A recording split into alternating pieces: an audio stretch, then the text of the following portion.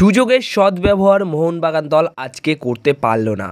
প্রথম হাফেই মোহনবাগান দল এই ম্যাচের জন্য স্কোর সেট করে নিতে পারত, কিন্তু আরমান্দ সাদিকিউ দুটো সহজ সুযোগ মিস করেছে, যেখান থেকে যে কোনো বাচ্চা ছেলে যে কোনো স্ট্রাইকার কিন্তু ইজিলি ফিনিশ করে গোল করতে পারত। বাট আরমান্দ সাদিকিউ ইউরো খেলা প্লেয়ার, আলবেনিয়ার একদম জাতীয় স্তরে সারাক্ষণ অনেক বছর তিনি খেলে এসেছেন, সেখানে প্রচুর গোল করেছেন এবং এখানে এসে মোহনবাগান দলের হয়ে একটা ইম্পর্টেন্ট ম্যাচে যেখানে গোল দরকার ছিল, গোল করলে তিনি হয়তো নায়ক হয়ে উঠতেন, কিন্তু সেখান থেকে গোল করতে পারলো না, সহজ সুযোগ মিস করলো। তো খুবই বাজে পারফরমেন্স মোটামুটি আজকে আরমান্দ সাদিকিউ করেছে। একদম সহজ সুযোগ ছিল আজকে মোহনবাগান দল পুরো 3টে পয়েন্ট যদি পেতে পারতো তাহলে কিন্তু 1 নম্বর পজিশনে চলে আসলো, কিন্তু এখানে 0-0 গোলে যেহেতু ম্যাচটা ড্র হয়, যার ফলে কিন্তু বর্তমান সময়ে পয়েন্টস টেবিলে ওড়িশা এফসি দল 1 নম্বরেই থেকে যায় 16 ম্যাচে 32 পয়েন্ট নিয়ে। 3 নম্বরে 15 ম্যাচে 30 পয়েন্ট নিয়ে মোহনবাগান, আর 15 ম্যাচে 31 পয়েন্ট নিয়ে 2 নম্বরে রয়েছে মুম্বাই সিটি এফসি। তো এই সহজ সুযোগটা মোটামুটি সুযোগের যে সদ্ব্যবহার সেটা কিন্তু করতে পারলো না।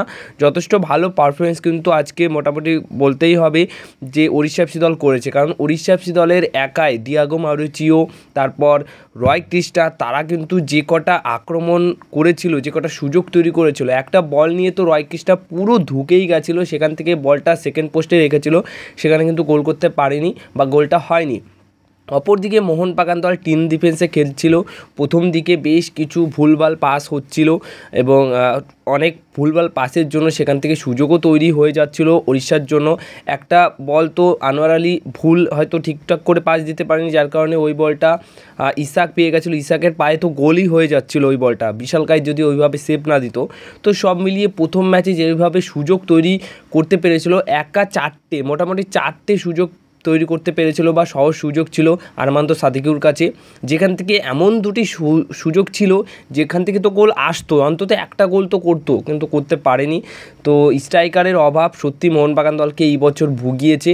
সবচেয়ে টাকা দিয়ে মার্কেট ভ্যালু ভালো এবং নামি স্ট্রাইকার আনার পরও কিন্তু এইভাবে স্ট্রাইকারের প্রবলেমে ভুগতে হলো।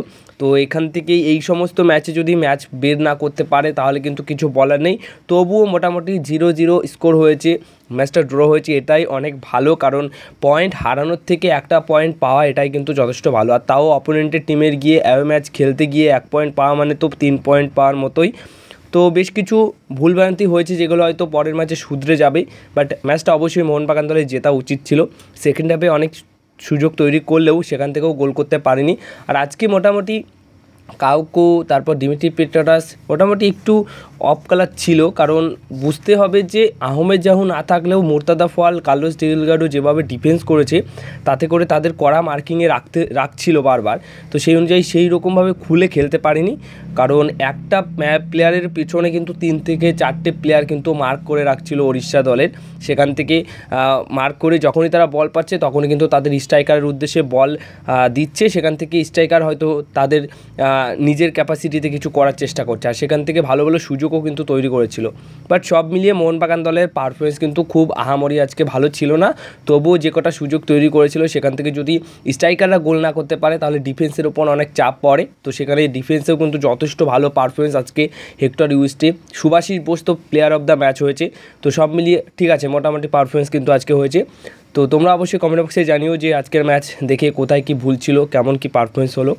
তো এই ছিল আজকে ভিডিও। যদি ভিডিওটা ভালো লেগে থাকে অবশ্যই ভিডিওতে লাইক করো, চ্যানেলটিকে সাবস্ক্রাইব অবশ্যই করে নিও।